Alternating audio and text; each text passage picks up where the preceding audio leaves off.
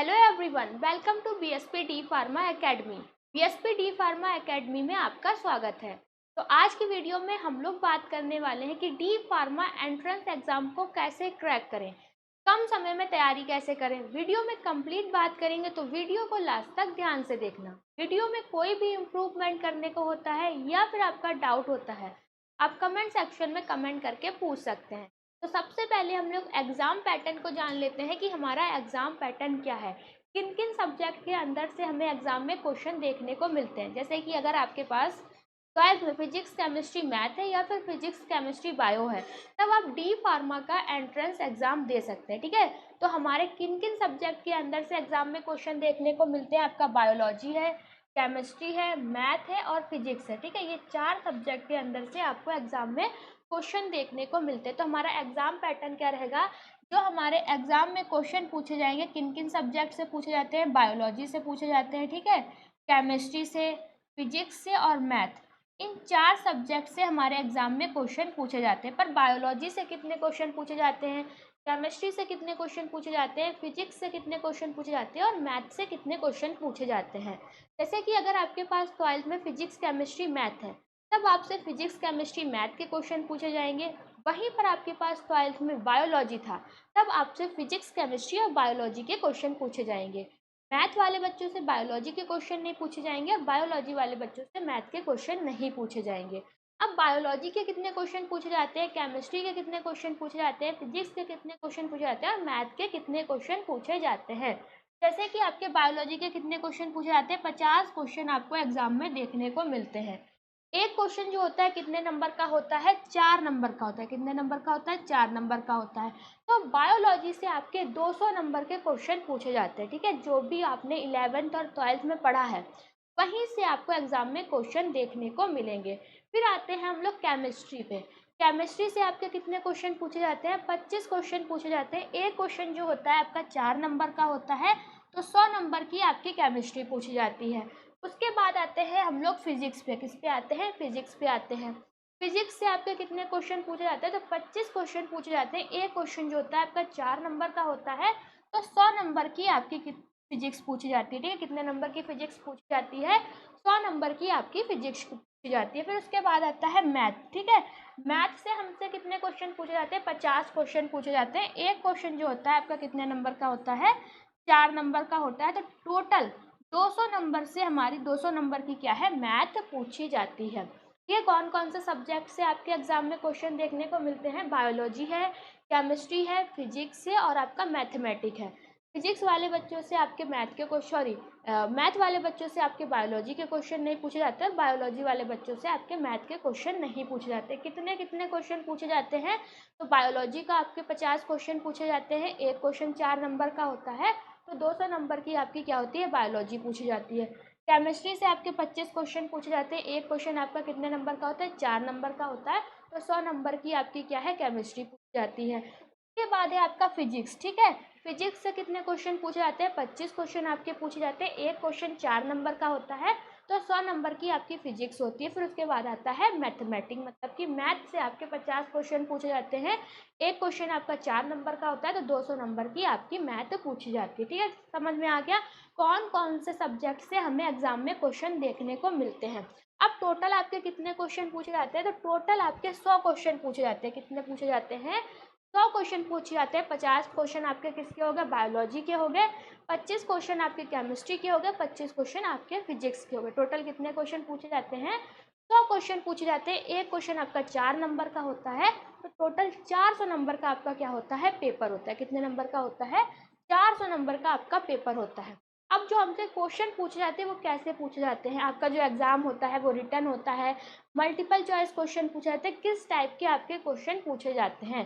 तो जो आपका ये एग्जाम होता है वो सीबीटी मतलब कि कंप्यूटर बेस्ड टेस्ट होता है। कैसा होता है, कंप्यूटर बेस्ड टेस्ट होता है। इसमें आपके सारे के सारे जो क्वेश्चन रहते हैं मल्टीपल चॉइस क्वेश्चन रहते हैं, आपको खाली टिक करना होता है। ठीक है, एग्जाम पैटर्न हम समझ चुके हैं कि हमारा एग्जाम पैटर्न क्या रहता है।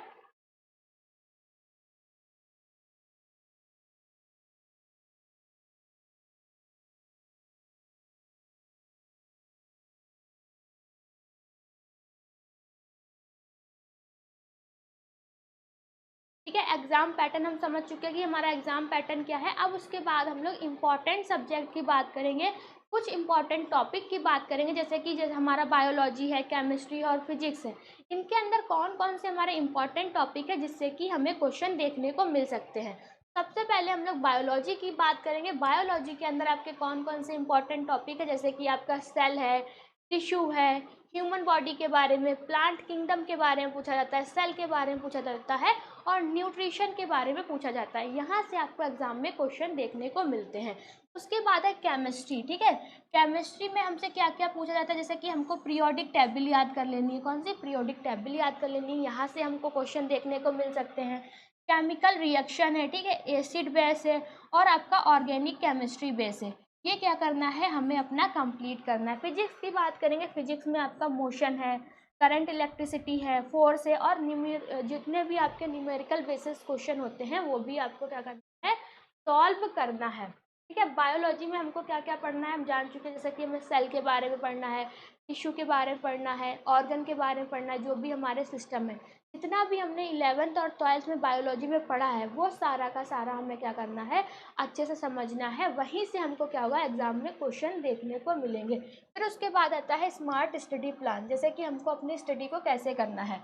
ठीक है, क्या है आपका 30 डेज स्मार्ट प्रिपरेशन प्लान। हमें 30 दिन में, जैसे कि आपके जो एग्ज़ाम है वो 2 जून से लेकर 9 जून के बीच में होंगे। अब हमें इतने दिनों में कैसे क्या पढ़ना है, सबसे पहले हमको क्या पढ़ना है, 2 घंटे अपना बायोलॉजी देना है। ठीक है, 2 घंटे हमको क्या पढ़ना है, बायोलॉजी पढ़ना है। 2 घंटे हमें केमिस्ट्री पढ़ना है। क्या पढ़ना है, 2 घंटे हमें केमिस्ट्री पढ़ना है और 1 घंटे हमें क्या करना है, फिजिक्स पढ़ना है। तो जो हमारे एग्जाम में क्वेश्चन पूछे जाते हैं वो 3 सब्जेक्ट से पूछे जाते हैं, बायोलॉजी है, केमिस्ट्री और फिजिक्स है। तो 2 घंटे हमें क्या करना है, बायोलॉजी पढ़ना है, 2 घंटे हमें केमिस्ट्री पढ़ना है और 1 घंटे हमें क्या करना है, फिजिक्स पढ़ना है। अब 1 घंटे में हमें क्या करना है, एमसीक्यू प्रैक्टिस करनी है। ठीक है, मल्टीपल चॉइस क्वेश्चन को देखना है। जितने भी आपके प्रीवियस ईयर क्वेश्चन पेपर हैं हमें उन प्रीवियस ईयर क्वेश्चन पेपर को भी सॉल्व करना है। ठीक है, हमें रोज़ रिवीजन करना है, अपने खुद के नोट्स बनाना है और जो भी हमें क्वेश्चन है उन्हें शॉर्ट ट्रिक से याद करने की कोशिश करना है। तो 2 घंटे में क्या करना है, बायोलॉजी पढ़ना है, 2 घंटे हमको केमिस्ट्री पढ़ना है और 1 घंटे को फिजिक्स पढ़ना है। 1 घंटे हमको मल्टीपल चॉइस जो भी हमारे क्वेश्चन है उनको प्रैक्टिस करनी है, प्रीवियस ईयर क्वेश्चन पेपर को सॉल्व करना है।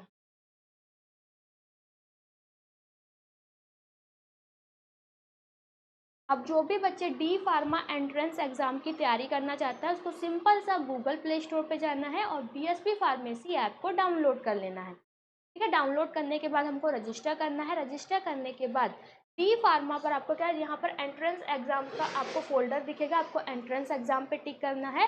टिक करने के बाद वहाँ पर आपका लिखा होगा डी फार्मा। डी फार्मा पर टिक करने के बाद वहाँ से आप एंट्रेंस एग्जाम की टेस्ट सीरीज को ज्वाइन कर सकते हैं मात्र 9 रुपये में। ठीक है, 9 रुपये में आप एंट्रेंस एग्जाम की तैयारी को बहुत ही अच्छा बना सकते हैं। अब बायोलॉजी हमको कहाँ से पढ़नी है, ठीक है, जैसे कि हमसे बायोलॉजी से 50 क्वेश्चन पूछे जाएंगे। तो हमको कैसे पढ़ना है जिससे कि हमारे 50 क्वेश्चन अच्छे से हो जाए और जो भी हम पढ़ें वो हमसे एग्जाम में पूछा जाए। तो हमें सबसे पहले क्या करना है, बायोलॉजी जो पढ़ना है एनसीईआरटी की बुक से पढ़ना है। ठीक है, जो भी हम पढ़ रहे हैं, बायोलॉजी पढ़ेंगे, केमिस्ट्री पढ़ेंगे, फिजिक्स पढ़ेंगे, मैथमेटिक्स पढ़ेंगे, वो हमको कहाँ से पढ़नी है, एनसीईआरटी की बुक से पढ़नी है। ज़्यादातर जो हमसे क्वेश्चन पूछे जाते हैं वो एनसीईआरटी की बुक से ही देखने को मिलते हैं। फिर हमको क्या करना है, डायग्राम को याद करना है। ठीक है, डायग्राम को अच्छे से बनाने की कोशिश करना है, याद करना है, उनकी मीनिंग याद करना है। फिर इंपॉर्टेंट डिफिनेशन याद करनी है, जो भी आपकी इंपॉर्टेंट डिफिनेशन है, जैसे कि सेल है, टिश्यू है, ठीक है, आपका सेल क्या है, टिश्यू क्या है, ऑर्गन क्या है, तो इन सबको हमें क्या करना है, याद करके रखना है। डेली 50 एमसीक्यू हमको क्या करना है, सॉल्व करना है। हमारा कोई भी एक टॉपिक है वो कंप्लीट हो गया। कंप्लीट होने के बाद हमको उसका रिवीजन करना है और उसके अंदर से जितने भी आपके मल्टीपल चॉइस क्वेश्चन बनते हैं उनको हमें क्या करना है, सॉल्व करना है। ठीक है, इजी स्क्रोलिंग सब्जेक्ट, जैसे कि बायोलॉजी से क्या है, आपके सबसे ज़्यादा क्वेश्चन पूछे जाते हैं। तो बायोलॉजी सब्जेक्ट को क्या करना है, हमको अपना अच्छे से प्रिपेयर करना है। उसके बाद आता है हमारा केमिस्ट्री। ठीक है, अब केमिस्ट्री में हमको क्या क्या पढ़ना है, केमिस्ट्री भी हमको एनसीईआरटी की बुक से ही पढ़ना है। हमको फॉर्मूला याद करना है। ऑर्गेनिक केमिस्ट्री जो भी है उसमें रिएक्शन याद करनी है। ठीक है, इनऑर्गेनिक केमिस्ट्री में हमें पीरियोडिक टेबल याद करनी है और अपना डेली रिवीजन जारी रखना। उसके बाद है हमारा फिजिक्स। ठीक है, फिजिक्स से हमको बिल्कुल भी नहीं डरना है। फिजिक्स में हमें जैसे कि फॉर्मूला याद रखना है, न्यूमेरिकल को सॉल्व करना है और एसआई यूनिट्स, करंट, इलेक्ट्रिसिटी, इन सबको क्या करना है, अच्छे से पढ़ना है। ठीक है, तो फिजिक्स में क्या पढ़ना है, केमिस्ट्री में क्या पढ़ना है और आपका बायोलॉजी में क्या पढ़ना है, कहाँ से पढ़ना है, कितने क्वेश्चन पूछे जाते हैं। उसके बाद हम लोग best book for D pharma, हम लोग बेस्ट बुक की बात करेंगे जो आपके डी फार्मा एंट्रेंस एग्जाम के लिए बेस्ट बुक कौन सी है। तो आपकी एनसीईआरटी क्या है, बेस्ट रहने। बायोलॉजी जो हमको पढ़ना है, कहाँ से पढ़ना है, एनसीईआरटी से पढ़ना है। केमिस्ट्री भी हमको एनसीईआरटी से पढ़ना है, एनसीईआरटी से पढ़ना है। साथ ही साथ हमको मल्टीपल चॉइस क्वेश्चन की प्रैक्टिस भी करना है। ऑब्जेक्टिव जो भी हमारे क्वेश्चन हैं उनको भी देखना है। फिजिक्स हमको एचसी वर्मा, जहाँ से हमें बेसिक हमारा क्लियर हो जाएगा। ठीक है, एमसीक्यू प्रैक्टिस करना है। जो भी हमारे प्रीवियस ईयर क्वेश्चन पेपर हैं उनको क्या करना है, सॉल्व करना है। प्रीवियस ईयर क्वेश्चन पेपर क्यों सॉल्व करना, जैसे कि हम लोग बोलते हैं कोई भी हमारा एग्जाम है, उस एग्जाम में प्रीवियस ईयर क्वेश्चन पेपर को सॉल्व करने का बोला जाता है। पर क्यों, क्योंकि एग्जाम पैटर्न समझ में आ जाता है कि हमारा एग्जाम पैटर्न क्या है। ठीक है, साथ ही साथ इंपॉर्टेंट क्वेश्चन पता चल जाते हैं कि कौन कौन से इंपॉर्टेंट क्वेश्चन है जो कि आपके एग्जाम में बार बार रिपीट हुए, तो हमको इंपॉर्टेंट क्वेश्चन पता चल जाते हैं। ठीक है, स्पीड बढ़ती है और आपका क्या है, कॉन्फिडेंस आता है। जैसे कि आपने 5 ईयर के जो भी हमारे क्वेश्चन पेपर हैं उनको सॉल्व कर लिया है। ठीक है, तो हमें ये भी पता चल जाएगा कि किस टॉपिक से हमारे सबसे ज़्यादा क्वेश्चन पूछे गए, कौन सा ऐसा मतलब क्वेश्चन है जो कि आपका बार बार एग्जाम में रिपीट हुआ है। तो आपको क्या करना है, प्रीवियस ईयर क्वेश्चन पेपर को भी सॉल्व करना है। टाइम मैनेजमेंट टिप, ठीक है, टाइम मैनेजमेंट टिप्स की बात करें, जैसे कि आपको क्या करना है, इजी क्वेश्चन को सबसे पहले करना है। हमारे क्वेश्चन हार्ड भी होंगे, कुछ क्वेश्चन हमारे इजी भी होंगे, तो जो क्वेश्चन हमको इजी लगते हैं वो हमको पहले करना है और हार्ड वाले क्वेश्चन को हमें क्या करना है, बाद में सॉल्व करने की कोशिश करना है। एक क्वेश्चन को आपको ज़्यादा टाइम नहीं देना है और गैस पेपर कम करें। ठीक है, क्या है, आपको जो भी आपका है तुक्का लगाने की कोशिश नहीं करना है कि ये हमारा सही होगा, ये हमारा गलत होगा। ठीक है, तो जो भी आपको पता है पहले आपको वो करना है। ये हार्ड जो भी आपके क्वेश्चन है उनको बाद में करना है और ज़्यादा आपको जो भी आपके मल्टीपल चॉइस क्वेश्चन है उसमें तुक्का नहीं लगाना है। लास्ट 10 मिनट में आपको क्या करना है, रिवीजन करना है। तो ये सारे काम करना है आपको डी फार्मा एंट्रेंस एग्जाम। ठीक है, तो कम समय में कैसे आपको डी फार्मा एंट्रेंस एग्जाम को क्रैक करना है, कैसे पढ़ना है, आज की वीडियो में हम लोगों ने कंप्लीट बात की। और अगर आपको वीडियो अच्छी लगी हो तो लाइक करें, कमेंट करें और हमारे चैनल को सब्सक्राइब करें। वीडियो को लास्ट तक देखने के लिए थैंक यू सो मच।